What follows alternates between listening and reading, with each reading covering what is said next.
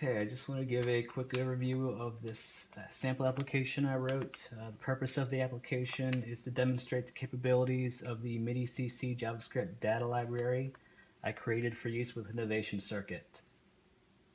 So what we have here is a web MIDI version of a Midi CC patch editor, and you can create, save, export, import patches using Midi CCs. You have access to all the Midi CCs for the circuit, synth 1 and 2, drums 1 through 4, and session parameters. And rather than just go through it step by step, I'm just going to create a patch and go from there. When you first start the app, I'll tell you if you're not connected. Go ahead and make sure your USB is connected. Refresh the browser. And then if the message disappears, you know you're connected.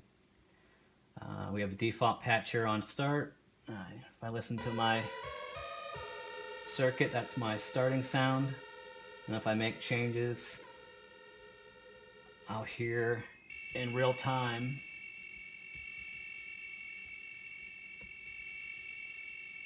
the differences from the original patch.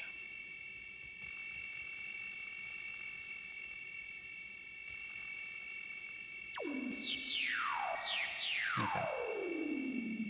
So you can see in red which parameters I've changed. Those are the elements of the current patch. I press save, gives me the option to give it a name, and I will just give this a throwaway name. And there it is in the patch select. All the similar components are connected, so if I create a patch in synth 1, it's added to the list in synth 2. Alright, so once we create a patch, we can go into the list of patches and load it. Say I wanted to load one of these other patches I've created previously. You can see all of the parameters are changed, and that sound should be load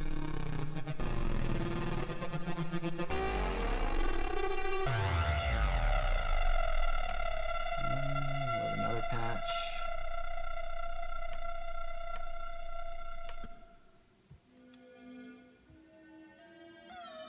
And these are just changing Midi CC parameters, not actually altering the circuit patch. And of course, on that note, if you get to a point where you don't like the sound, you want to revert to where you started, just have to change to a different session, back to the session you started at, and you're back to the original patch. So nothing is saved in the circuit unless you save the sound in the session. Okay, so we've loaded, we've saved. Delete is obvious, but let's go ahead and select one of these throwaways, delete, and okay, now it's gone, and it will also be gone from the other synth patch, synth component. Export, so it'll export whatever you selected in the patch select menu there. So if I hit export, it'll tell me that that patch has been copied to the clipboard, and then you could paste it into a text editor or email it to somebody. Either way, when you want that patch back, someone sends you a patch or you have a patch you've previously exported, you just go to import and then paste that into the text box and hit OK. It'll default to the original name. I'm going to go ahead and rename this same name just with import on the end, so you can see that it's added to the patch select menu. So we've exported and imported. Alright, there's only two more controls, randomize and MIDI in. Let me go ahead and refresh the browser to start a fresh patch. You can see the randomize. When you click randomize, it's going to change all of the parameters and to a random setting. So now if I listen here, I recommend turning the volume down slightly when you hit randomize in case the distortion is set really high or the levels are set really high, especially when you're using headphones. Kind of cool. And if you hit randomize and you can't hear the sound, I would go to the mixer and make sure the levels are turned up.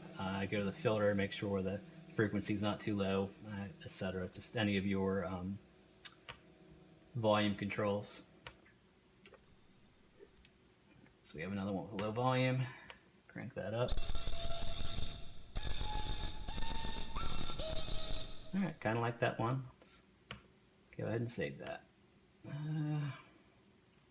call it new sound.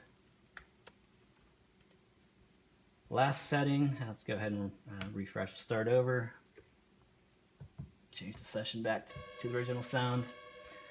The Midi in button, if you enable that for one of the components and scroll down to where the macro settings are, you can use the knobs on the circuit to control the position of the patch editor. So you can see, I tweak slightly, I can kind of get the original position. And then if I want to actually just use it to create the sounds, you can see it turns in real time with the knob. All of the other components, the drums and the session, have the same buttons to top, same patch select menu, and the rest are just the parameters.